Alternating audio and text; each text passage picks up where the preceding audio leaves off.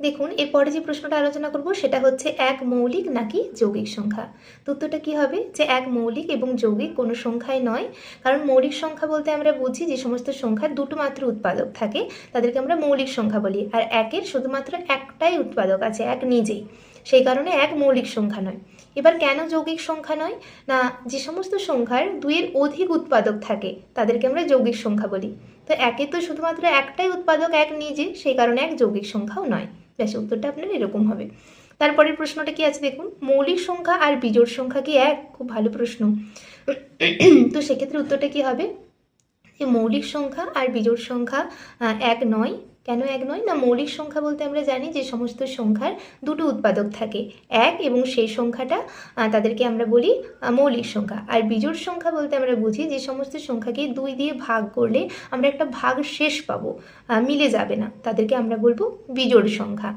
আর এরকম একটা তাহলে হয়ে গেল। তো মৌলিক সংখ্যার কিছু উদাহরণ দিলেন, যেমন মৌলিক সংখ্যা হচ্ছে 2, 3, 5 এগুলো, আর বিজোড় সংখ্যার উদাহরণ দিলেন 3, 5, 7 এগুলো। তাহলে দুইটা কিন্তু বলতেই হবে মৌলিক সংখ্যার উদাহরণের মাধ্যমে, কারণ দুই আমরা জানি জোড় সংখ্যা, তাই না? তারপরের প্রশ্নটা কি আছে, জোড় সংখ্যা অথচ মৌলিক এইরকম একটি সংখ্যার উদাহরণ দিন। ভালো প্রশ্ন, যে জোড় সংখ্যা অথচ মৌলিক সংখ্যা, তাহলে দুই একমাত্র জোড় মৌলিক সংখ্যা। তাহলে উদাহরণটা হবে 2। তাহলে কি 2 হচ্ছে একমাত্র জোড় মৌলিক সংখ্যা। খুব ভালো এটা প্রশ্নটা, কিন্তু অনেক সময় আমাদের গুলিয়ে যায়। তারপরে দেখুন বলেছে মৌলিক ও যৌগিক সংখ্যার ধারণা দিয়ে বোঝান। কিভাবে বোঝাবেন মৌলিক আর যৌগিক সংখ্যার ধারণা দিয়ে? যে যদি বলে যে মৌলিক সংখ্যার ধারণা দিন, যৌগিক সংখ্যার ধারণা দিন, ধরুন বসে আছেন, সেক্ষেত্রে আপনি কীভাবে বলবেন? এভাবে যে প্রথমত মৌলিক এবং যৌগিক সংখ্যা ধারণা দেওয়ার জন্য আমি আবিষ্কার পদ্ধতি ব্যবহার করব। বিভিন্ন সংখ্যাগুলোকে বোর্ডে লিখে দেবো বাচ্চাদেরকে, এবং তাদেরকেই বলবো আচ্ছা আমরা তো ভাগ করতে শিখেছি, তো সেক্ষেত্রে তোমরা বলো তো কোন কোন সংখ্যাগুলোকে শুধুমাত্র সেই সংখ্যাটি এবং এক দিয়ে ভাগ যাবে, সেগুলো আমরা গোল করি। তো সেগুলো আমরা গোল করে দেব, এবং বলবো যে সমস্ত সংখ্যাগুলোকে এক এবং সেই সংখ্যা ছাড়াও আরও অন্য সংখ্যা দিয়ে ভাগ করা যাচ্ছে, সেই সমস্ত সংখ্যাগুলোকে আমরা কি করব? স্টার দেব।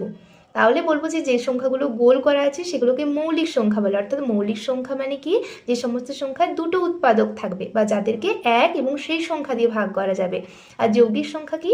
যে সমস্ত সংখ্যার কি না এক এবং সেই সংখ্যা ছাড়াও দেখো আরও উৎপাদক আছে, আরও অন্য সংখ্যা দিয়ে ভাগ করা যাবে, তাদেরকে আমরা বলবো যৌগিক সংখ্যা। এভাবেই বাচ্চাদের কাছে আমি মৌলিক এবং যৌগিক সংখ্যার ধারণাটি তুলে ধরবো, এবং এক্ষেত্রে আমি আবিষ্কার পদ্ধতি ব্যবহার করব। তো উত্তরটা আপনাকে এভাবেই দিতে হবে। তো বলুন যে আপনাদের কীরকম ধরনের ভিডিও লাগবে, বা কোনো কোশ্চেন নিয়ে ডাউট থাকলে অবশ্যই কমেন্টে করবেন, তো সেরকম মতো আমি উত্তর দেওয়ার চেষ্টা করব। Thank you.